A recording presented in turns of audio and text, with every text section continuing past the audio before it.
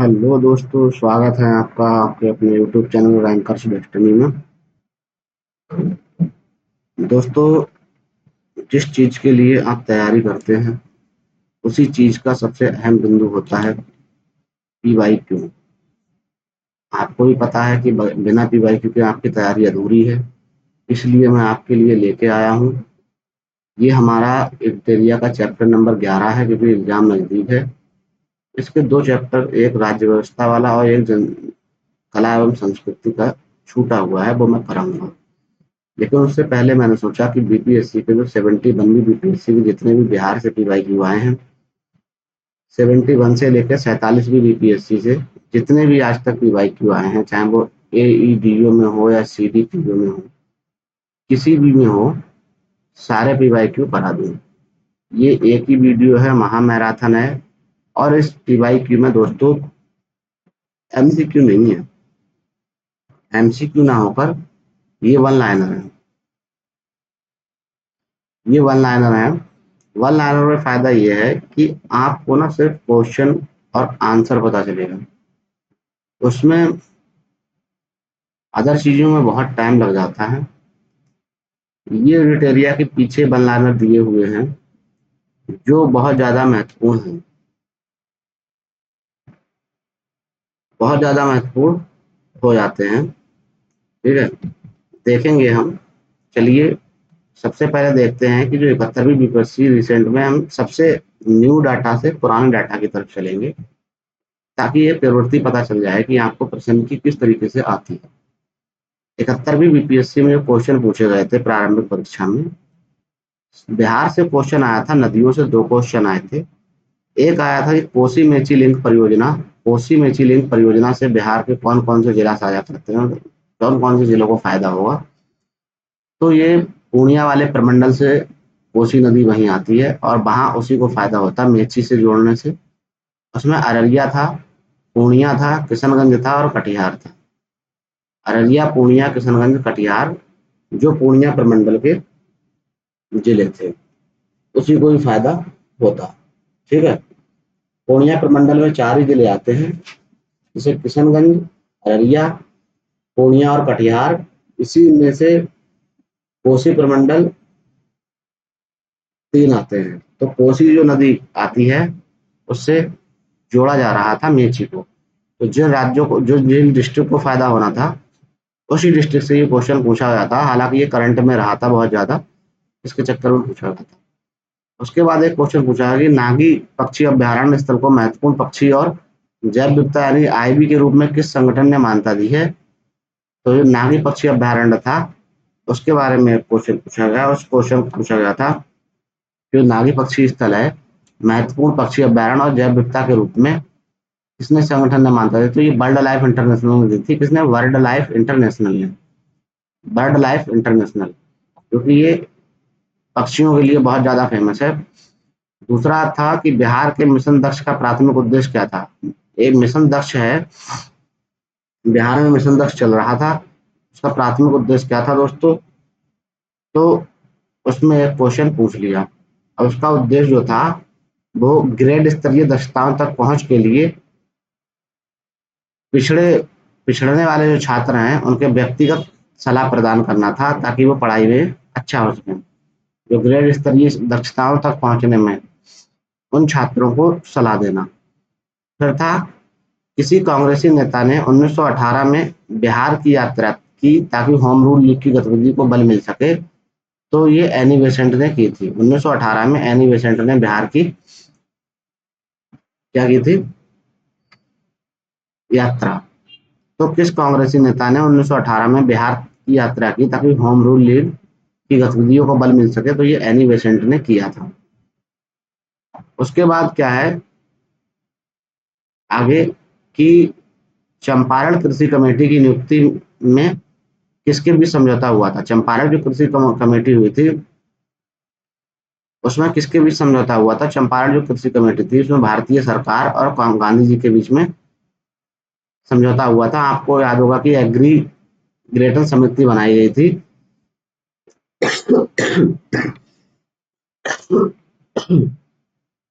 Sorry दोस्तों। Aggregation समिति बनाई गई थी, उसमें भी गांधी जी शामिल थे। तो सरकार और गांधी जी के बीच में ये समझौता हुआ था। उसके बाद क्या है, बिहार में किसान सभा का प्रमुख नेता किसे माना जाता है? ये क्वेश्चन तो हर बार पूछा जाता है, ये रिपीटली क्वेश्चन है। तो बिहार में किसान सभा का प्रमुख नेता सहजानंद सरस्वती जी को माना जाता है। किसे माना जाता है? सहजानंद सरस्वती जी को माना जाता है।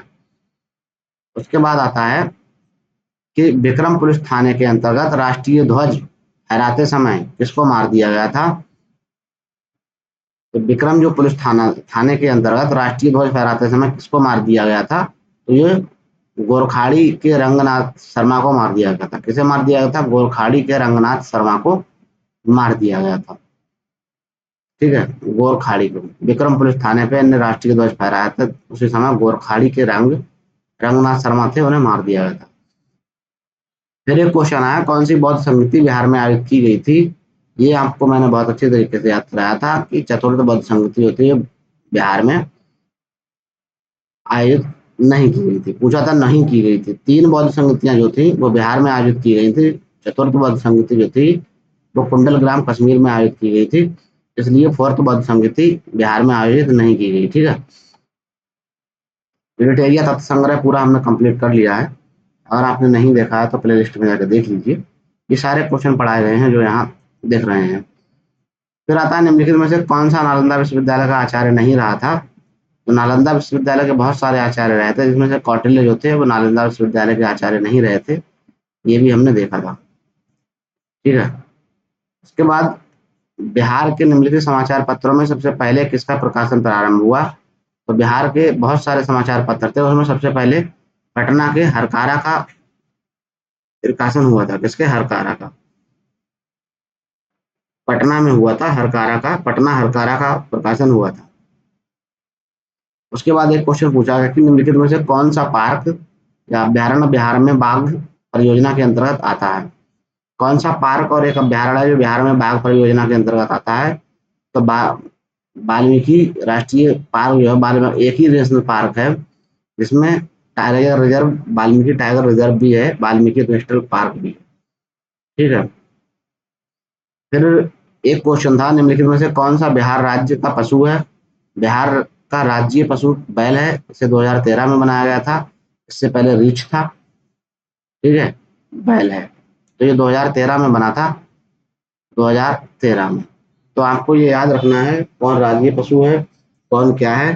2013 में बनाया गया था बैल को। इस तरीके से आपको याद रखना है दोस्तों, अच्छी तरीके से, ताकि सारी चीजें वहां पर आपको याद रहें। 2013 से पहले रीछ था। ये भी पूछ सकता है कि 2013 से पहले बिहार का राज्य पशु कौन था? तो रीछ था। क्या था?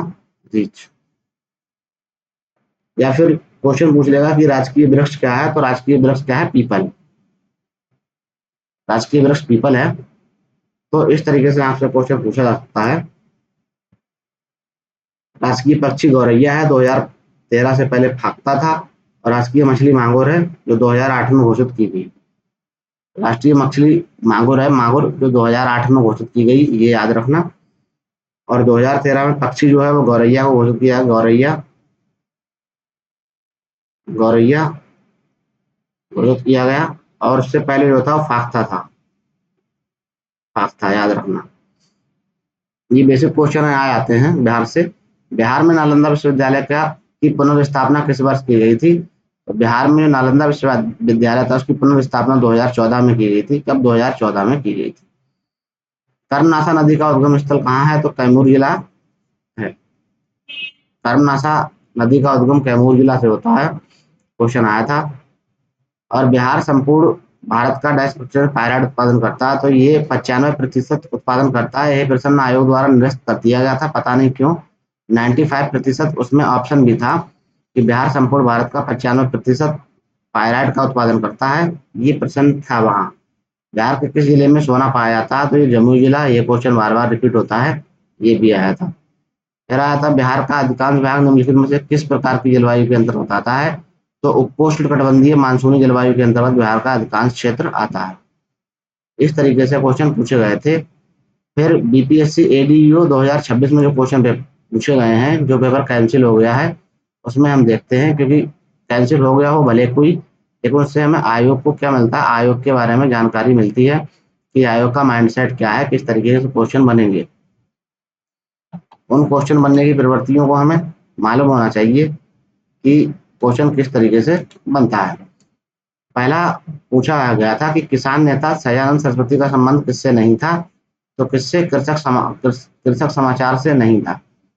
किसान के जो नेता थे सयानंद सरस्वती, उसका संबंध किससे नहीं था, तो उनका संबंध कृषक समाचार से नहीं था। किससे नहीं था, कृषक समाचार से नहीं था। उसके बाद जो है 1927 में पटना में वेटनरी कॉलेज की स्थापना की। पटना में कब वेटनरी कॉलेज की स्थापना हुई, 1927 में पटना में वेटनरी कॉलेज की स्थापना के लिए किस समिति का गठन किया गया था, तो गणेश दत्त समिति का गठन किया गया था। किसका, गणेश दत्त समिति का गठन किया गया था। उसके बाद निम्नलिखित में से कौन सी झील बिहार में स्थित है, तो बिहार में अनुपम झील स्थित थी। 4 ऑप्शन और दिए हुए थे, तो बिहार में कौन सी झील, अनुपम झील स्थित थी। सारी झीलें आपको पता होना चाहिए, कौन सी झील किस राज्य किस जिले में है, ये भी याद होना चाहिए। दीपांकर श्री ज्ञान किससे जुड़े बौद्ध विद्वान थे, तो ये विक्रमशिला विश्वविद्यालय से जुड़े हुए थे, जिनका नाम था दीपांकर श्री ज्ञान। याद रखना, दीपांकर श्री ज्ञान किससे जुड़े हुए थे, विक्रमशिला विश्वविद्यालय से जुड़े हुए थे। उसके बाद आया कि निम्नलिखित में से कौन सा नगर बिहार के पश्चिमी भाग में स्थित है। ऐसा कौन सा नगर है जो बिहार के पश्चिमी भाग में स्थित है, तो तीन जो थे पूर्वी भाग का हिस्सा थे, चौथा जो कैमूर दिया हुआ था, तो कैमूर जो है पश्चिमी भाग का हिस्सा है। ठीक है, वैसे तो ये दक्षिण पश्चिमी हिस्सा है, दक्षिण पश्चिम का हिस्सा है, लेकिन जब पश्चिम पूछा था तो पश्चिम में वही स्थित है। 24-25 में एक क्वेश्चन आया था कि बजट 24-25 के बजट के अनुमान के अनुसार बिहार का सकल राजकोषीय घाटा प्रतिशत जीडीपी के अनुपात में कितना है, तो सकल राजकोषीय घाटा बिहार का 3.0% था। कितना, 3.0%। ये महत्वपूर्ण था, बजट से एक क्वेश्चन आता आता है और अच्छा क्वेश्चन आता है, तो इस तरीके से आप याद रखना कि 3.0% सकल राजकोषीय घाटा बिहार का रहा है। इस बार बजट का आप घाटा याद रखना, बहुत जरूरी हो जाता है। उसके बाद बिहार के भौगोलिक क्षेत्र का लगभग कितने प्रतिशत भाग वन क्षेत्र के अंतर्गत आता है, तो बिहार के भौगोलिक क्षेत्र का 7% भाग वन क्षेत्र के अंतर्गत आता है। कितना, 7% भाग वन क्षेत्र के अंतर्गत आता है, याद रखना। बिहार के भौगोलिक क्षेत्र का लगभग कितने प्रतिशत भाग वन क्षेत्र के अंतर्गत आता है, तो ये 7% आता है। ऐसे क्वेश्चन आते हैं। उसके बाद एक क्वेश्चन आया था कि 1919 में बिहार और उड़ीसा के प्रारंभिक अधिनियम लागू किया गया था, जिसमें किस आयु के बच्चों के लिए अनिवार्य शिक्षा पारित की गई थी। तो 1919 में बिहार और उड़ीसा को संयुक्त रूप से प्रारंभिक शिक्षा अधिनियम लागू किया गया था, जिसमें 6 से 10 वर्ष के बच्चों के लिए प्रारंभिक शिक्षा की बात की गई थी। प्राइमरी एजुकेशन की बात की गई 6 से 10 वर्ष के बच्चों के लिए। चतुर्थ बौद्ध संगीति किसके शासनकाल में आयोजित हुई थी, देखिए 71वीं बीपीएससी में पूछा था चतुर्थ बौद्ध संगीति कहाँ हुई थी या कहाँ नहीं हुई थी, तो चतुर्थ बौद्ध संगीति हुई थी वो कनिष्क के शासनकाल में हुई थी। अगर आपने डिटेलिया नहीं पढ़ी है, ये सारी चीजें आपको याद करवा दी हैं कि किसके शासनकाल में हुई थी। यहाँ भी बता देता हूँ, AK और AK। इस तरीके से आजाद शत्रु पहली बौद्ध संगीति आजाद शत्रु के शासनकाल में, दूसरी बौद्ध संगीति जो है वो दोस्तों हुई थी इसके कालाशोक के शासनकाल में, तीसरी बौद्ध संगीति हुई है वो अशोक के शासनकाल में हुई है, चौथी बौद्ध संगीति हुई है वो कनिष्क के शासनकाल में हुई है। तो इस प्रकार हमारा चौथा पूछा है, चौथी बौद्ध संगीति किसके शासनकाल में हुई है, तो ये कनिष्क के शासनकाल में हुई है। अगर आपको नहीं याद रहता है कहाँ कहाँ, तो RB रवि करके PK याद करना, PK। इस तरीके से R से राजगीर, B से वैशाली, P से पाटलिपुत्र और K से कुंडल ग्राम में। चौथी बुद्ध संगीति जहाँ कुंडल ग्राम में। और अगर आपको याद नहीं रहता है कि इसकी अध्यक्षता किसने की, तो MSMB करके याद करना। ठीक है, इस तरीके से याद कर लेना, MSMB।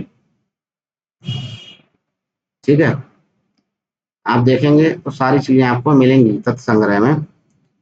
उसके बाद क्या आता है, आगे क्वेश्चन एक आया था कि विक्रमशिला प्राचीन विश्वविद्यालय की स्थापना किस पाल वंश ने की थी, तो विक्रमशिला की यहाँ पर धर्मपाल ने की थी, विक्रमशिला की। तो विक्रमशिला की स्थापना किसने की थी, धर्मपाल ने की थी। विक्रमशिला की स्थापना धर्म, ठीक है, विक्रमशिला की स्थापना किसने की थी, धर्मपाल ने की थी। बकाया मगध वंश की राजधानी पाटलिपुत्र कहाँ थी? मगध वंश की राजधानी पाटलिपुत्र के पूर्व में थी। किसके? राजगीर। जब मगध वंश की राजधानी पाटलिपुत्र के पूर्व में कौन है? राजगीर है। मगध वंश की राजधानी पाटलिपुत्र के पूर्व में थी, वो था उसका नाम राजगीर। ठीक है। बंगाल और बिहार के पाल राजवंश किस धर्म के अनुयायी थे? बंगाल और बिहार के जो पाल वंश के जो थे वो बौद्ध के अनुयायी थे। किसके थे? बौद्ध धर्म के अनुयायी थे। तो अभी तक आपने देखा होगा कि जो एडीईयू में ज्यादातर क्वेश्चन प्राचीन बिहार के पूछे गए हैं, प्राचीन बिहार के। तो आपकी स्ट्रेटेजी क्या होनी चाहिए कि बिहार को उसी के अकॉर्डिंग पढ़ा जाए, प्राचीन बिहार के हिसाब से पढ़ा जाए। ठीक है। बंगाल और बिहार के पाल राजवंश किस धर्म के अनुयायी थे? तो ये बौद्ध धर्म के अनुयायी थे, याद रखना। निम्नलिखित स्थानों पर उनके स्थानों से संबंधित मिलान कीजिए। एक ये पूछा गया था। संस्थाएं पूछी गई थी, संस्थाएं कौन सी हैं और स्थापना वर्ष कौन सा है। ठीक है। पटना कॉलेज की स्थापना कब हुई थी? तो पटना कॉलेज की स्थापना 1921 में हुई थी। कब हुई थी? 1921 में पटना कॉलेज की स्थापना हुई थी। पटना कॉलेज की स्थापना कब हुई थी? 1921 में पटना कॉलेज की स्थापना हुई थी। ये पूछा। Prince of Wales medical college की स्थापना कब हुई थी? ये पूछा था। Prince of Wales medical college की स्थापना 1863 में हुई थी। 1863 में Prince of Wales medical college की स्थापना हुई थी। उसके बाद बिहार विद्यापीठ, याद होगा, बिहार विद्यापीठ 1900 में हुई थी। सन 1900 में बिहार विद्यापीठ की स्थापना 1900 में बिहार विद्यापीठ की स्थापना हुई। उसके बाद बिहार स्कूल इंजीनियरिंग की स्थापना कब हुई? 1940 में बिहार स्कूल इंजीनियरिंग की स्थापना हुई थी। ये महत्वपूर्ण हो जाता है। पटना महिला कॉलेज की स्थापना 1925 में हुई। पटना में महिला कॉलेज की स्थापना कब हुई? 1925 में।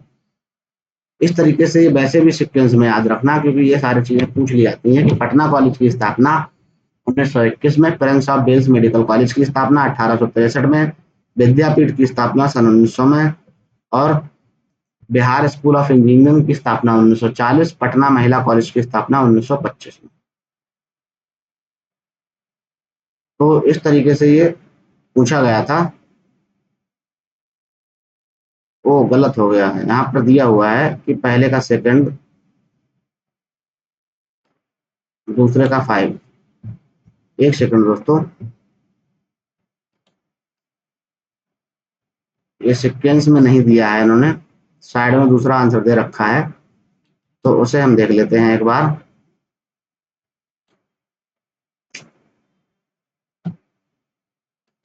जिस जिस प्रकार ये सही होगा, तो पटना कॉलेज की स्थापना कब हुई थी? तो पटना पहले का सेकंड हो जाएगा। पटना कॉलेज की स्थापना 1863 हो जाएगा। उसके बाद दूसरे का फिफ्थ हो जाएगा 1925, प्रिंस ऑफ वेल्स की स्थापना। इस तरीके से आप मैच कर सकते थे। अगर आपको पटना कॉलेज पता था कि उसकी स्थापना 1863 में हुई है, तो इसी तरीके से आप मैच कर सकते थे। बिहार विद्यापीठ की स्थापना दोस्तों, बिहार विद्यापीठ की स्थापना 1921 में हुई थी जो, और उसके बाद बिहार स्कूल ऑफ इंजीनियरिंग की स्थापना जो हुई थी वो थर्ड हुई थी। बिहार स्कूल ऑफ इंजीनियरिंग 1900 में हुई थी। और पटना कॉलेज की स्थापना कब हुई थी? तो ये 1940 में। पटना कॉलेज की स्थापना कब हुई थी? 1940 में हुई थी। इस तरीके से दोस्तों आप याद रख सकते हैं। फिर आता है अप्रैल 2022 में भारत सरकार द्वारा निम्नलिखित में से किस भौगोलिक संकेत यानी ज्योग्राफिकल इंडिकेटर प्रदान किया गया था? अप्रैल 2022 में। अब 2022 में मिथिला मखाना को जीआई टैग प्रदान किया गया था। अब देखिए, ये 2022 की करंट अफेयर्स का क्वेश्चन है, लेकिन ये पूछ लिया गया मिथिला मखाना को। फिर एक क्वेश्चन बहुत लेंदी आया था। 1917 में महात्मा गांधी ने एक आंदोलन का नेतृत्व किया जिसने भारतीय स्वतंत्रता आंदोलन में अनोखी पहली पहली बड़ी भागीदारी को चिन्हित किया। इस आंदोलन का उद्देश्य दमनकारी नीतियों से पीड़ित नील उत्पादकों की शिकायतों का समाधान करना था। तो चंपारण आंदोलन से संबंधित था। कथन दिया था, चंपारण सत्याग्रह भारत में गांधी जी का पहला बड़ा जन आंदोलन था। तो ये सही था। इस आंदोलन का उद्देश्य नील उत्पादकों में सामने आने वाली समस्याओं का समाधान करना था। तो ये भी सही था, इसलिए इसका कथन कारण दोनों सही था और सही दोस्तों व्याख्या भी कर रहा था। एडीयू में काफी क्वेश्चन पूछे गए, आप देख सकते हैं। क्वेश्चन की प्रवृत्ति के हिसाब से अपनी तैयारी करिए। 1920 में बिहार प्रांत कांग्रेस सम्मेलन 1920 में बिहार प्रांतीय कांग्रेस सम्मेलन किस स्थान पर आयोजित हुआ था? तो ये भागलपुर में हुआ था। क्वेश्चन कराया गया है, एरिया में कराया था मैंने आपको। 1920 में जो प्रांतीय कांग्रेस सम्मेलन की स्थापना हुई थी वो भागलपुर में हुई थी। कहाँ हुई थी? भागलपुर में हुई थी प्रांतीय कांग्रेस सम्मेलन की। तो याद रखना 1920 में बिहार के प्रांतीय कांग्रेस सम्मेलन की स्थापना कहाँ हुई थी? भागलपुर में हुई थी। फिर आता है क्वेश्चन 1908 में मुजफ्फरपुर में किसकी हत्या का प्रयास किया गया? तो भाई मिस्टर किंग्सफोर्ड की हत्या का प्रयास किया गया प्रफुल्ल चाकी और खुदीराम बोस के द्वारा। 1908 में मुजफ्फरपुर बम्बकांड होता है जिसमें मिस्टर किंग्सफोर्ड की हत्या का प्रयास किया जाता है प्रफुल्ल चाकी और खुदीराम बोस के द्वारा। इसमें पिंगली बैकैने की पत्नी और उनकी बेटी मारी जाती है। ठीक है। उसके बाद 1905 में किस महीना में बंगाल विभाजन की घोषणा की गई? 1905 में जो महीना था वो जुलाई माह था। इसमें क्या हुआ था? बंगाल विभाजन की घोषणा की गई थी। 1905 के किस महीने में बंगाल विभाजन की घोषणा की गई? तो एग्जैक्ट तारीख याद रखना। कहाँ पर? जुलाई वाले महीने में की गई थी बंगाल विभाजन की घोषणा। ऐसे भी क्वेश्चन आते हैं। बिहार में खेती क्षेत्र के आधार पर खाद्य फसलों का क्रम ऐसा है। तो बिहार में जो खेती के जो क्षेत्र के आधार पर खाद्य फसलों में कौन सा क्षेत्र? तो चावल सबसे ज्यादा होता है। चावल सबसे ज्यादा होता है दोस्तों। उसके बाद गेहूं, फिर मक्का, फिर दालें। तो खेती के क्षेत्र के आधार पर चावल सबसे ज्यादा क्षेत्र में, उसके बाद गेहूं, उसके बाद मक्का, उसके बाद दालें होती हैं। तो चावल, गेहूं, मक्का और दालें। उसके बाद एक क्वेश्चन आया था कि बिहार प्रांतीय किसान सभा की स्थापना किसने की? तो भाई स्वामी सजानंद सरस्वती। 71वीं बीपीएससी में भी पूछा गया था। बिहार प्रांतीय किसान सभा की स्थापना स्वामी सजानंद सरस्वती जी ने की थी। उसके बाद आया था आजादी के बाद बिहार के पहले मुख्यमंत्री कौन बने? तो श्री कृष्ण सिंह बने थे आजादी के बाद बिहार के पहले मुख्यमंत्री। फिर एक क्वेश्चन आया कि निम्नलिखित में से कौन से जिले में बिहार सरकार चाय के क्षेत्र में समग्र विकास को बढ़ावा देने के लिए चाय उत्कृष्टता केंद्र स्थापित किया जा रहा है? करंट अफेयर्स का क्वेश्चन था, ये किशनगंज में किया जा रहा था। किशनगंज में अभी भी ये करंट का ही क्वेश्चन है कि किशनगंज में चाय क्षेत्र के समग्र विकास को बढ़ावा देने के लिए चाय उत्कृष्टता केंद्र स्थापित किया जा रहा है। कहाँ पर? किशनगंज में। उसके बाद एक क्वेश्चन आया था कि बिहार की बाढ़ के बारे में कौन सा कथन सत्य है? बिहार मूलतः मैदानी क्षेत्र है, तो बिल्कुल सही बात है। बिहार की मुख्य नदियां लंबी हैं और उसको जलग्रहण क्षेत्र पहाड़ों में से है, बिल्कुल सही बात है। बिहार आर्थिक रूप से पिछड़ा है, ये भी सही है। तो इसके तीनों बिल्कुल सही सत्य थे, तीनों कथन सत्य थे। इस प्रकार इसका सही आंसर सी हो जाता। उसके बाद आगे क्वेश्चन आते हैं। इन क्वेश्चनों को देख के आपको लगता होगा क्वेश्चन किस तरीके से आते हैं। यकीन मानिए सिर्फ आप पीवाईक्यू कर लीजिए तब भी 10-12 क्वेश्चन हो जाएंगे आपके। बिहार के कितने जिलों में के मुख्यालय का नाम उसके जिले के समान है? बिहार में टोटल 38 जिले हैं। अब 38 जिले में 8 जिले ऐसे हैं जिनके मुख्यालयों का नाम अलग अलग है। बाकी 30 जिले ऐसे हैं जिनके मुख्यालयों के नाम बिल्कुल समान है। अब ये ट्रिकी क्वेश्चन था। ट्रिकी क्वेश्चन इस प्रकार था कि बिहार के जिलों के नाम आपको याद रखने हैं। अब मैं आपको बता दूं वो 8 जिले कौन कौन से हैं जिनका मुख्यालय अलग है। ठीक है, 8 जिले कौन कौन से हैं जिनका मुख्यालय अलग है दोस्तों। तो सारण आपको याद रखना है, सारण का मुख्यालय छपरा है। ठीक है, सारण का मुख्यालय क्या है? जिले पूछे हैं तो जिले आपको याद रखने होंगे। ये प्रमंडल है, 9 प्रमंडल। तो जिले आपको पता होना चाहिए कि किसका मुख्यालय कहाँ है। तो 8 जिले ऐसे हैं जिनका मुख्यालय अलग अलग है। जैसे कि पश्चिमी चंपारण का बेतिया हो जाता है, पश्चिमी चंपारण का बेतिया हो जाता है दोस्तों। इस तरीके से आपको याद रखना है। पूर्वी चंपारण का मोतिहारी हो जाता है, पूर्वी चंपारण का मोतिहारी। इस तरीके से आपको सारे याद रखने हैं। वैशाली का जैसे हाजीपुर हो जाता है, और सारण का छपरा हो जाता है, भोजपुर का आरा हो जाता है, फिर रोहतास का सासाराम हो जाता है, कैमूर का भभुआ हो जाता है। तो ये इस प्रकार के 8 हैं लगभग जिनका मुख्यालय अलग है। ये आपको याद रखना है। इसी प्रकार से क्वेश्चन पूछे जाते हैं, अगर आप नहीं पढ़ेंगे तो नहीं हो पाएगा। उसके बाद बिहार में पूछा कि बिहार में स्थित जो बारावर की गुफाएं किस धर्म और संप्रदाय से संबंधित हैं? तो ये भाई बारावर की गुफाएं जो है वो अजीबक संप्रदाय से संबंधित, अजीबकों ने ये गुफाएं बनवाई थी, बारावर की गुफाएं। ठीक है, बारावर की गुफाएं किससे, अजीबक संप्रदाय से संबंधित है। निम्नलिखित शासकों में से किसने अवंती और मगध साम्राज्य के विजय के पश्चात सम्मिलित कर लिया था। ठीक है, निम्नलिखित शासकों में किसने अवंती को मगध साम्राज्य के विजय के पश्चात सम्मिलित कर लिया था।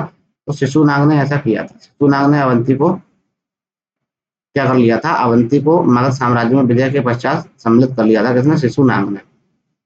ऐसे ही क्वेश्चन आते हैं। बिहार इको इकोनॉमिक सर्वे 24-25 के अनुसार 24-25 में नामित स्मार्ट सिटी की संख्या बिहार में कितनी है। तो बिहार दोस्तों जो इकोनॉमिक सर्वे आया 24-25 का, उसके अनुसार 24-25 में नामित जो स्मार्ट सिटी है उसमें 4 बिहार में बनाई गई। स्मार्ट सिटी की संख्या कितनी है, 4।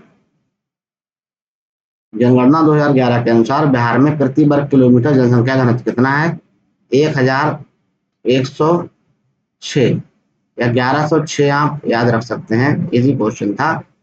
फिर आता है क्वेश्चन आगे कि बिहार की मुख्य फसलें क्या क्या हैं। तो भाई ये चावल है, गेहूं है, मक्का है और दाल है, और यही इसका सीक्वेंस है, चावल गेहूं मक्का दाल। उसके बाद दोस्तों 70वीं प्रारंभिक परीक्षा आ जाती है, उसके क्वेश्चन क्वेश्चन बहुत सारे हैं, आज सब लोग सारे क्वेश्चन कर लेंगे, बस आपको बना रहना है। 70वीं बीपीएससी री एग्जाम होता है, पेपर लीक हो जाता है, उसके बाद 17 बीपीएससी री एग्जाम होता है। री एग्जाम में कौन कौन से प्रश्न आते हैं, फिर उसके बाद 70 बीपीएससी मेन एग्जाम में देखेंगे। पटना कॉलेज की स्थापित हुआ, पटना कॉलेज 1863 में स्थापित हुआ, याद रखना भाई, मैच ऑफ द फॉलोइंग याद रखते तो आपका हो जाता। पटना कॉलेज 1863 में हुआ था। ठीक है, बिहार राज्य कब प्रतिष्ठित हुआ था, प्रतिष्ठित कब हुआ था, 1912 में हुआ था।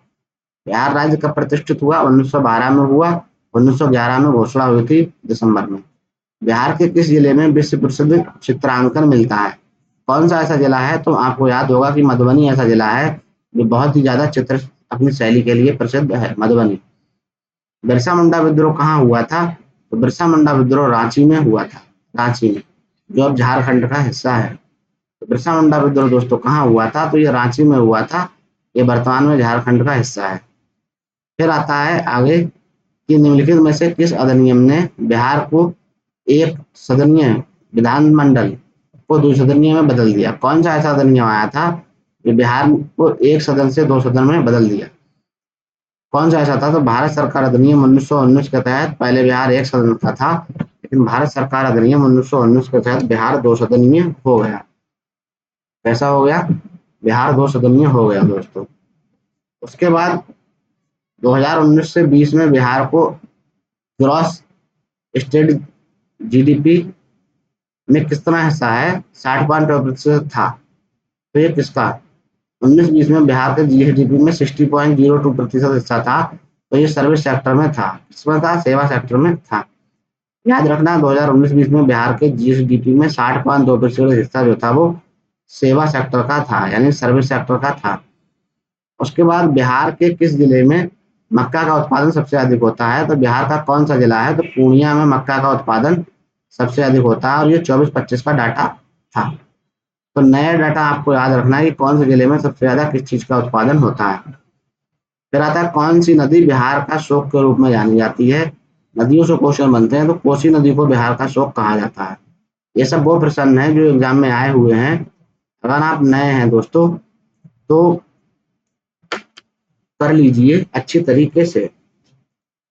अगर आप नए हैं तो इन प्रश्नों को कर लीजिए, अगर आपने ये प्रश्न नहीं किए तो जरूर करिए, और पूरी वीडियो को लास्ट तक देखिए। जब आप पूरी वीडियो देखेंगे लास्ट तक, तभी आपको अच्छा लगेगा ये प्रश्न कहाँ से है। बिहार के किस जिले में लीची का उत्पादन सर्वाधिक होता है। आप देखिए ऐसे प्रश्न बनते हैं कि बिहार में लीची का उत्पादन कहाँ होता है।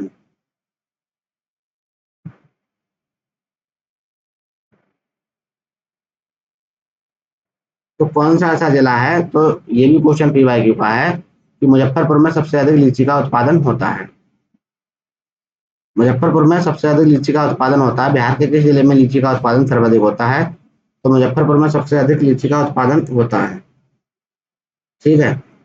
उसके बाद अप्रैल 2020 में बिहार शिक्षा विभाग ने डीडी बिहार के माध्यम से निम्नलिखित कार्यक्रम शुरू किया। तो डीडी बिहार के माध्यम से कौन सा कार्यक्रम शुरू किया अप्रैल 2020 में, क्योंकि ये उस टाइम की करंट 70 बीपीएससी में पूछा गया री एग्जाम में, तो उस टाइम के करंट का ही क्वेश्चन है। 2020 में बिहार शिक्षा विभाग ने डीडी बिहार के माध्यम से कौन सा कार्यक्रम शुरू किया? तो कक्षा 9 से 10 के छात्रों के लिए ई सामग्री प्रसारण के लिए डीडी बिहार कार्यक्रम शुरू किया था।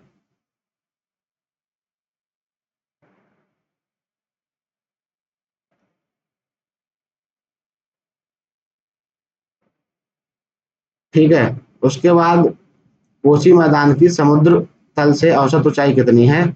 कोसी मैदान की समुद्र तल से औसत ऊंचाई कितनी है? तो ये 30 मीटर है। 30 मीटर है।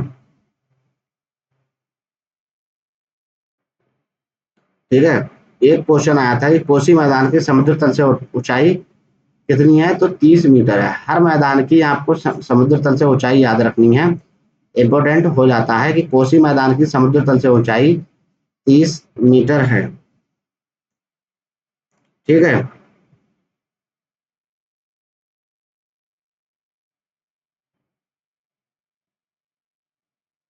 उसके बाद है कि बिहार के किस जिले में मखाना का सबसे अधिक उत्पादन होता है? बिहार के किस जिले में मखाना का उत्पादन सबसे अधिक होता है? तो ये मधुबनी में होता है। इस तरीके से सबसे अधिक वाले क्वेश्चन पूछे जाते हैं दोस्तों, तो इस तरीके से आप ये क्वेश्चन कर लेना। ठीक है। बिहार के क्वेश्चन है कि कोसी मैदान की समुद्र तल से औसत ऊंचाई कितनी है? तो ये 30 मीटर है। फिर है कि बिहार के किस जिले में मखाना का उत्पादन सबसे अधिक होता है? तो किसमें होता है? मधुबनी में होता है। जल्दी जल्दी करते हैं, बहुत ज्यादा क्वेश्चन है। बिहार में किसका भारत के वार्षिक उत्पादन 71% हिस्सा पैदा करता है? बिहार किस चीज का 71% हिस्सा पैदा करता है? तो ये लीची का करता है। अकेले बिहार पूरे भारत का 71% लीची उत्पादन करता है। बिहार के किस जिले में गेहूं का उत्पादन सर्वाधिक होता है? तो रोहतास में होता है। रोहतास में सबसे अधिक होता है दोस्तों गेहूं का उत्पादन। अगर आपने हमारी यूनिटेरिया तथ्य संग्रह नहीं देखी है तो कर लीजिए, सारे क्वेश्चन कराए हैं। निम्नलिखित में से किस सूफी सिलसिले की स्थापना बिहार में हुई? तो फिरदौसिया एक सिलसिला है जिसकी स्थापना बिहार में हुई है।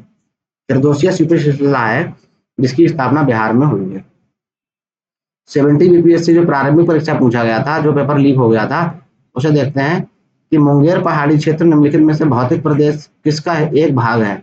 तो मुंगेर जो है वो दक्षिणी बिहार पहाड़ी का एक भाग है। दक्षिणी बिहार का मुंगेर पहाड़ी क्षेत्र किस भौतिक प्रदेश का हिस्सा है? तो दक्षिणी बिहार का पहाड़ी भाग है।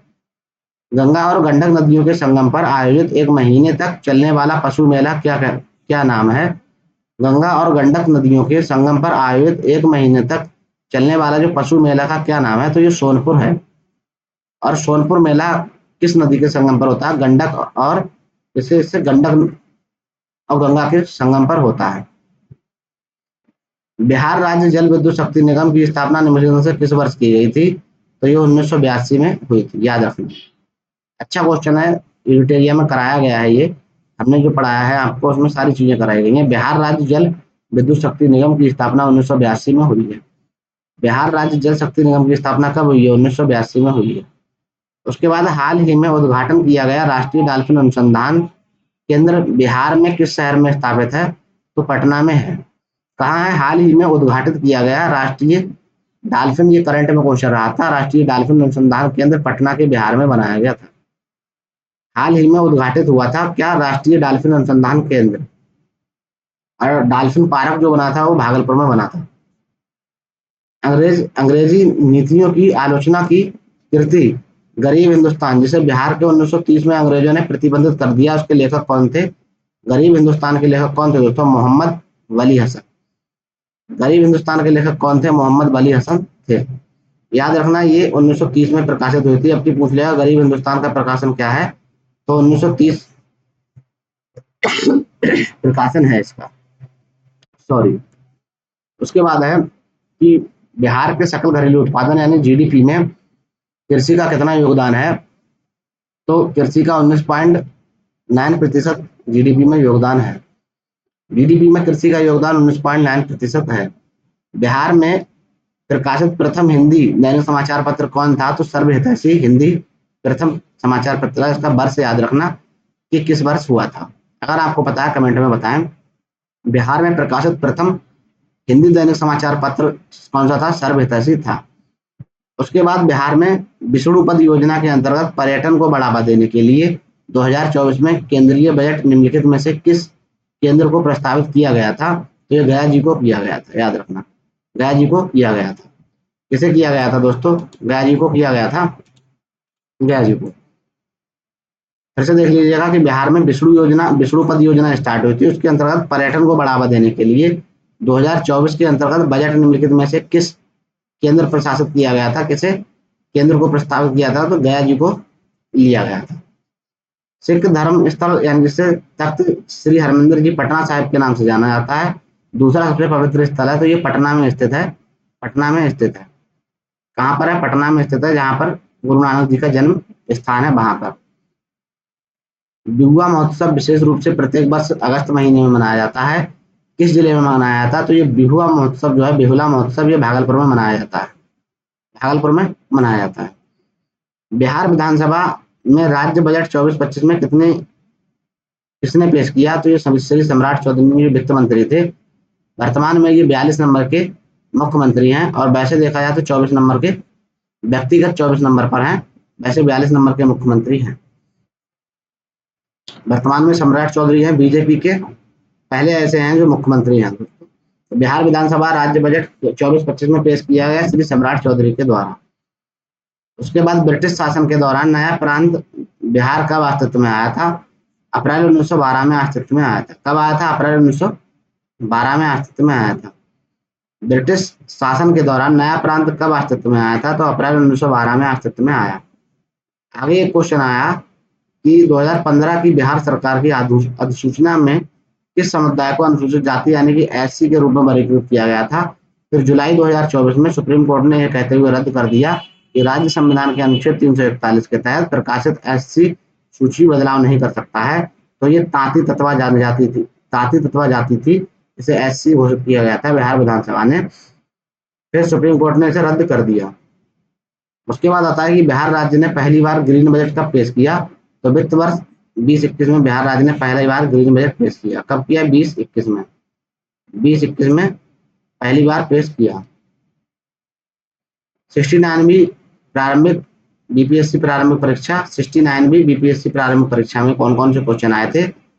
मैथिली भाषा का किस विकास निम्नलिखित में से किसके शासनकाल के दौरान हुआ था? तो कर्नाटक राजवंश के शासनकाल के दौरान मैथिली भाषा का विकास हुआ था। बिहार पहली बार ब्रिटिश शासित भारत के तहत बंगाल प्रेसिडेंसी से अलग हुआ। कब? 1912 में अलग हुआ। देखिए ये क्वेश्चन कितनी बार रिपीट होता है, तो ऐसे क्वेश्चन आपको पता होने चाहिए। भारतीय हस्तशिल्प के संदर्भ में बिहार में सुजनी क्या है? सुजनी एक प्रकार की कढ़ाई है। सुजनी क्या है? एक प्रकार की कढ़ाई है, याद रखना। तो भारतीय हस्तशिल्प में बिहार में सुजनी एक प्रकार की क्या है? कढ़ाई है, सुजनी।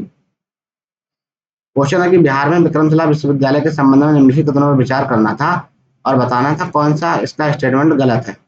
कौन सा गलत है? तो पहला था ए, बिहार के वर्तमान बांका जिले में स्थित है, तो ये बिल्कुल ही गलत था।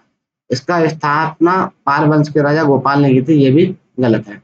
बाकी ये बौद्ध धर्म एवं वज्रयान संप्रदाय से संबंधित हलाफूला सही है। और यहाँ खगोल विज्ञान, तर्कशास्त्र, कानून, व्याकरण, दर्शन जैसे अन्य विषय भी पढ़ाए जाते थे, ये भी बात सही है। ठीक है, तो विक्रमशिला विश्वविद्यालय याद रखना है आपको उसके बारे में।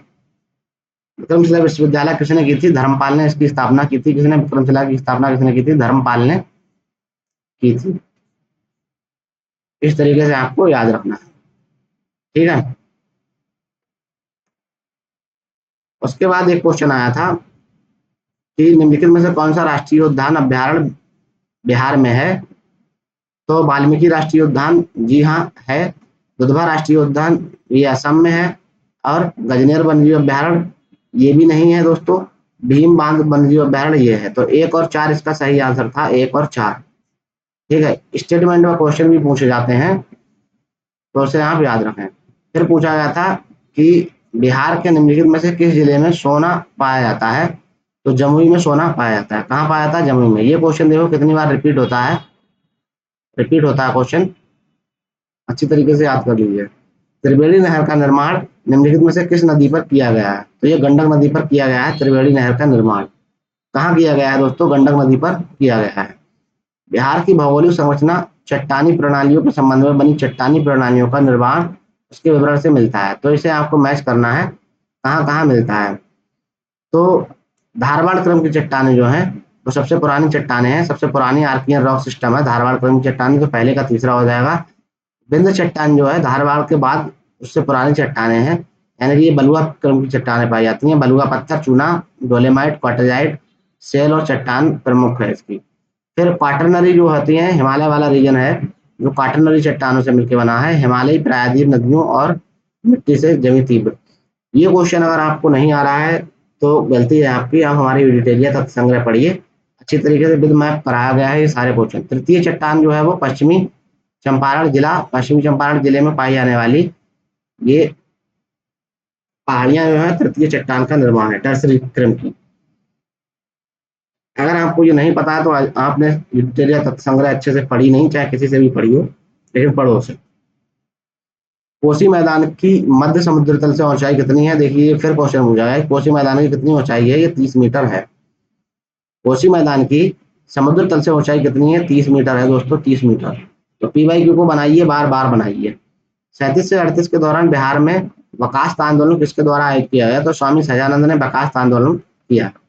बकास्त आंदोलन 1937 से 38 में हुआ है, याद रखना। और किसके? स्वामी सहजानंद सरस्वती, ठीक है, स्वामी सहजानंद सरस्वती के द्वारा किया गया। उसके बाद क्या है? डच ईस्ट इंडिया कंपनी ने किस वर्ष पटना में अपना कारखाना स्थापित किया?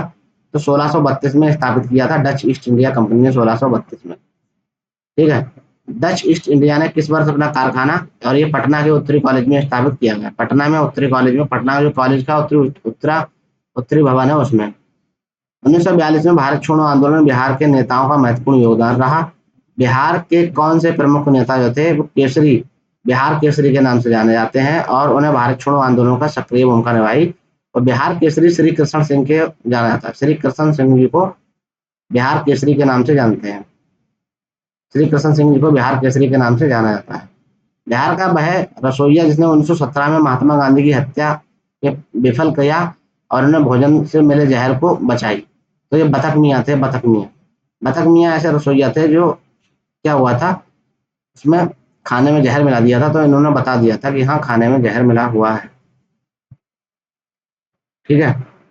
क्वेश्चन नंबर 68 भी यूपीएससी में प्रारंभिक परीक्षा हुई थी, 68 बीपीएससी। कौन कौन से क्वेश्चन पूछे गए कि एक पंचायत समिति किस स्तर पर एक पंचायती राज्य संरचना का संचालन करती है? तो ये ब्लॉक स्तरीय निकाय के रूप में करती है। एक पंचायत समिति किस स्तर पर पंचायती राज्य संरचना का विकास करती है? तो ये ब्लॉक स्तरीय निकाय के रूप में पंचायत समिति करती है। याद रखना किस पे? ब्लॉक स्तर में। नमक सत्याग्रह के दौरान बिहार के लोगों ने नमक बनाने के साथ साथ उसका विरोध भी किया, करने का विकल्प चुना, कहाँ पर? चौकीदारी कर, एक चौकीदारी कर था, ठीक है। तो नमक सत्याग्रह के दौरान बिहार के लोगों ने नमक बनाने के साथ साथ सरकार के विरुद्ध किस का विरोध किया? तो ये चौकीदारी कर का विरोध किया, चौकीदारी कर का क्या किया? विरोध किया। श्री कृष्ण सिंह द्वारा गठित बिहार की नव निर्वाचित सरकार 1938 में किस कारण इस्तीफा दे दिया? तो राजनीतिक कैदियों को छोड़ने के कारण उन्होंने इस्तीफा दे दिया, राजनीतिक कैदियों को छोड़ने के कारण। किसने चंपारण सत्याग्रह के दौरान बिहार में गांधी जी की जान बचाई? तो बतख मियाँ ने जान बचाई, गांधी बतख मियाँ ने जान बचाई थी। यही पीवाईक्यू आप देख सकते हैं कि कितनी बार रिपीट होते हैं। असहयोग आंदोलन के दौरान किसने बिहार में किसानों की अगुवाई की थी? तो स्वामी विद्यानंद ने की थी। असहयोग आंदोलन 1920 के आसपास चल रहा था, 20 के आसपास चल रहा था उसमें, उस टाइम जो किसानों की अगुवाई की थी तो स्वामी विद्यानंद ने की थी। असहयोग आंदोलन के दौरान किसने बिहार में किसान अगुवाई की थी? स्वामी विद्यानंद जी ने की थी। फिर आता है स्वराज दल की स्थापना बिहार में किसने की? स्वराज दल की स्थापना तो श्री कृष्ण सिंह बिहार में स्वराज दल की स्थापना करते हैं, श्री कृष्ण सिंह जी बिहार में स्वराज दल की स्थापना करते हैं। किसने हुमायूं को यह प्रस्ताव दिया था कि यदि उसे बंगाल का अधिकार करने दिया गया तो वह बिहार को समर्पित कर देगा और 10 लाख दीनार वार्षिक श्रद्धांजलि देगा? तो शेर खान या शेरशाह सूरी ने यह प्रस्ताव रखा था हुमायूं के सामने, ठीक है। विक्रमशिला विश्वविद्यालय किसके द्वारा स्थापित किया गया था? तो विक्रमशिला धर्मपाल के द्वारा। देखिए कितनी बार ये क्वेश्चन पूछा गया है। तो विक्रमशिला जो है वो धर्मपाल के द्वारा स्थापित किया गया था।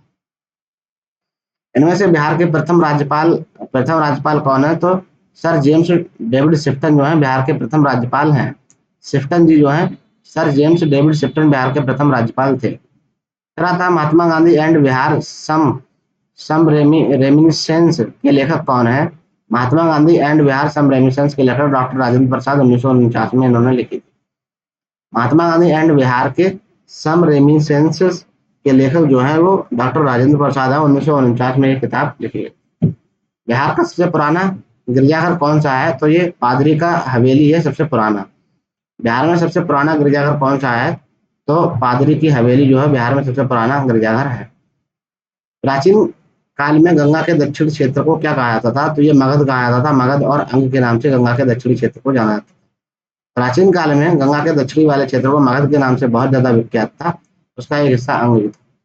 1940 में पटना महिला विश्वविद्यालय की स्थापना निम्नलिखित में से किस समाज के द्वारा की गई थी? तो sisters of the apostolic Carmel के द्वारा की गई थी।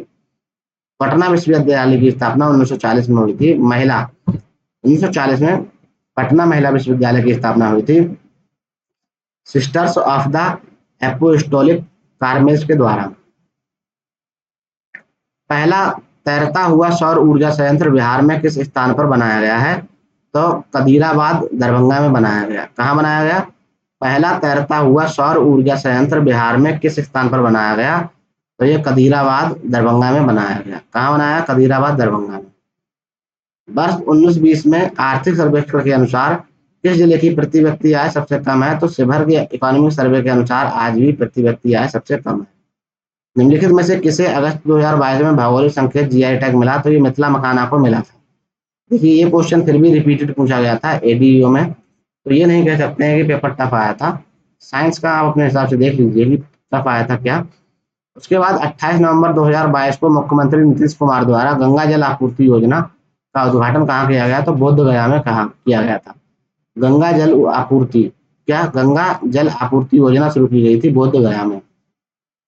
पिछले 10 वर्षों में राज्य का शहरीकरण बहुत तेजी से हुआ है। 2011 की जनगणना के अनुसार बिहार में शहरीकरण 10% था, जो बढ़कर इतना हो गया है।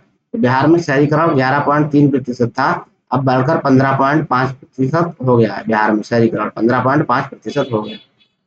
याद रखना ये सब PYQ है, बहुत ज्यादा टाइम ना लगा के आप कर लीजिएगा। मैं आपको बता रहा हूँ एकदम। बिहार में बहने वाली पवित्र नदी फल्गु निम्नलिखित में से किन दो नदियों के संगम से बनती है? तो मोहना और लीलांजना नदी के संगम से बनती है। कौन कौन सी? मोहना और लीलांजना नदी के संगम से बनती है ये। तो बिहार में बहने वाली पवित्र नदी फल्गु जो है किस नदियों के संगम से बनती है? तो ये मोहना नदी और लीलांजना नदी के संगम से बनती है। उसके बाद बिहार में निम्नलिखित में से किस स्थान पर पहली बार चाय बनाने की स्थापना? तो ये ठाकुरगंज में की गई थी। निम्नलिखित में से किस स्थान पर पहली बार चाय बागानों की स्थापना की गई? तो ये ठाकुरगंज में की गई थी। बिहार के निम्नलिखित जिलों में का आरोही दशकीय जनसंख्या वृद्धि दर 2001 से 2011 में जनसंख्या वृद्धि दर बताएंगे।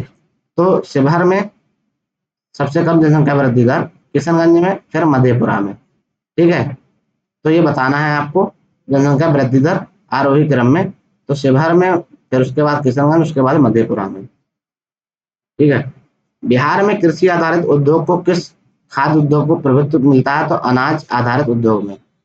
बिहार में कृषि आधारित उद्योग में किस खाद्य उद्योग का प्रभुत्व है? तो अनाज आधारित उद्योग में प्रभुत्व है।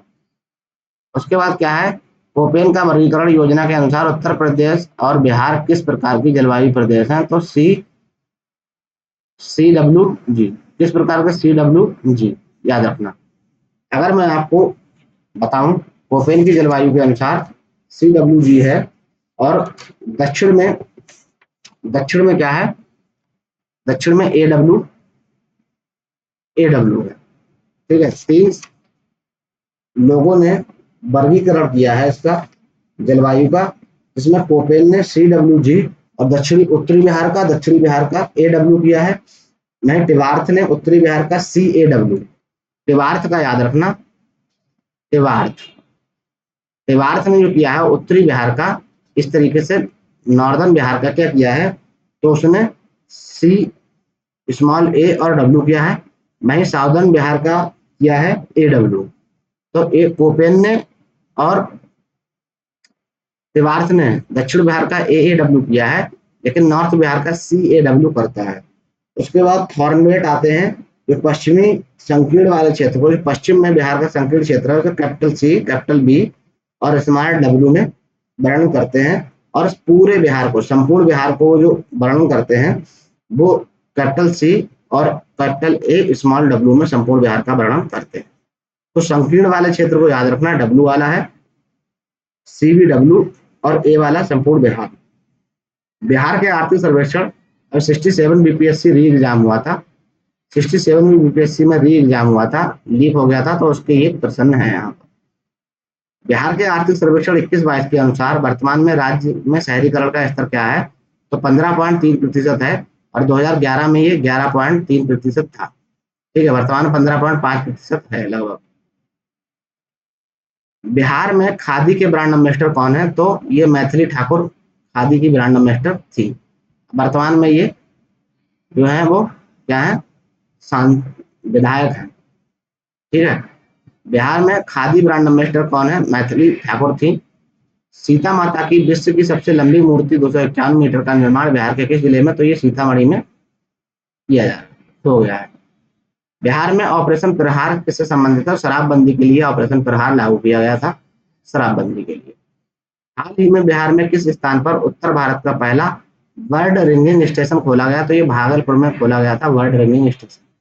ये सब PYQ है, आपको याद रखना है, इससे करंट अफेयर पता चलेगी किस तरीके की। निम्नलिखित में से किससे बिहार में गिद्ध संरक्षण योजना शुरू की, और वाल्मीकि टाइगर रिजर्व ने बिहार में गिद्ध संरक्षण योजना शुरू की थी, वाल्मीकि टाइगर रिजर्व में। बिहार में तुर्क सत्ता का वास्तविक संस्थापक किसे माना जाता है, तो इब्न बख्तियार खिलजी को तुर्क सत्ता का वास्तविक संस्थापक माना जाता है। याद रखना कि 4 लोगों में साम्राज्य बटा था जब मोहम्मद गौरी यहाँ से गया था, उसके बाद। तो बिहार वाला रीजन बख्तियार खिलजी को मिलता है, दिल्ली वाला रीजन कुतुबुद्दीन ऐबक को मिलता है। ठीक है, यलदौद और कुबाचा भी होते हैं, याद रखना, यलदौद और कुबाचा 4 लोगों में बट जाता है, यलदौज, कुबाचा, कुतुबुद्दीन ऐबक और इब्न बख्तियार खिलजी। तो बख्तियार खिलजी को बिहार वेस्ट बंगाल वाला रीजन मिलता है, कुतुबुद्दीन ऐबक को दिल्ली वाला, बाकी 2 को अदर। बिहार के प्रथम भारतीय गवर्नर कौन थे, तो सत्येंद्र प्रसाद सिन्हा जो थे प्रथम भारतीय गवर्नर थे। भारत के प्रथम भारतीय गवर्नर सत्येंद्र प्रसाद सिन्हा जी थे। संथाल विद्रोह के नेता कौन थे, संथाल विद्रोह के नेता सिद्धू और कान्हू जी थे। पता ही होगा 1855 में संथाल विद्रोह होता है, इसके नेता सिद्धू और कान्हू जी थे। ठीक है, 1857 से बड़ी 1857 क्रांति से पहले बड़ा जो विद्रोह होता है वो संथाल विद्रोह होता है। बिहार का चौरी चौरा विद्रोह किस वर्ष हुआ था, तो चौरी चौरा विद्रोह 1798 में हुआ था। चौरी चौरा विद्रोह 1798 में बिहार में हुआ था। बिहार का चौरी विद्रोह जो हुआ था वो 1798 में हुआ था। इस वर्ष उड़ीसा को बिहार से पृथक किया गया, तो ये 1936 को, 1 अप्रैल 1936 को उड़ीसा से बिहार को पृथक कर दिया गया। अगर आपने बिहार डिटेलिया नहीं देखी है तो वहां देख लीजिए, ये थोड़ा बिला रहा है, पढ़ के मैं बता देता हूँ आपको। बिहार राज्य की कुल भौगोलिक क्षेत्रफल है तो 94,163 वर्ग किलोमीटर है। कितना है, 94,163 वर्ग किलोमीटर है। उसके बाद बिहार को शोक किस नदी के लिए कहा जाता है, वही कोसी नदी के लिए। रिपीट है, बिहार के किस जिले में तेहलर कुंड जलप्रपात है, तो कैमूर में तेहलर कुंड जलप्रपात है। ठीक है, एशिया का सबसे बड़ी एवं ताजे जल की गोकुल झील बिहार के कौन सी है, तो वह कांवर झील है, जो आपका रामसर साइड भी है कांवर झील। बिहार के किस जिले में सबसे अधिक सोने के भंडार मिलते हैं, तो ये जमुई में मिलते हैं, कई बार क्वेश्चन पूछा गया है। बिहार के किस जिले में सिल्क सिटी के नाम से जाना जाता है, भाई भागलपुर में सबसे ज्यादा रेशम उत्पादन होता है, तो सिल्क सिटी के नाम से जाना जाता है। ठीक है, भारत की जनगणना 2011 के अनुसार बिहार में महिला साक्षरता दर कितनी है, 51.50 है। कितनी है, 51.50 बिहार में महिला साक्षरता दर है। उसके बाद है कि शहरीकरण को बढ़ते स्तर के अनुसार बिहार के निम्नलिखित जिलों में सही क्रम बताएं, तो सबसे ज्यादा शहरीकरण पटना में है, उसके बाद मुंगेर में, उसके बाद नालंदा में। ठीक है, पटना, मुंगेर, नालंदा, सबसे ज्यादा कहाँ है शहरीकरण, पटना में। 22-23 में राजकोषीय घाटा बिहार के GSDP का कितना था, 3.47%। राजकोषीय घाटा 3.47%, याद रखना। बाय पुराना डाटा है, क्या याद रखोगे, नया बजट याद करो, बस बात बताओ। वह विकल्प चुनिए जो बिहार के 7 निश्चय टू भाग का योजना का हिस्सा नहीं था और सभी के लिए वायु मार्ग। ये बिहार के 7 निश्चय टू का योजना का भाग नहीं था, आप 7 निश्चय टू याद कर लेना। प्रति व्यक्ति के अवरोही क्रम में राज्य के जिलों को बताएं, तो नवादा, किशनगंज, पूर्णिया, पूर्वी चंपारण, अररिया, शिवहर, ये सही था। आजाद रास्ता आंदोलन किसके दौरान हुआ था? तो ये भारत छोड़ो आंदोलन के दौरान हुआ था। और आजाद रास्ता किसने किया था? जयप्रकाश नारायण के द्वारा। जब वो दीपावली को जेल से भाग जाते हैं अपने दोस्तों के साथ, तो वो आजाद रास्ता का गठन करते हैं। तो दोस्तों हम लोग यहीं तक रखते हैं, बहुत लंबी वीडियो हो जाएगी तो आप भी देखेंगे नहीं, अच्छा भी नहीं लगेगा। उसके बाद हम 67 यूपीएससी के बाद हम लोग कवर करेंगे, तो यहीं तक रखते हैं। मुझे भी थोड़ा प्यास लग रही है। Thanks for watching this video, thank you.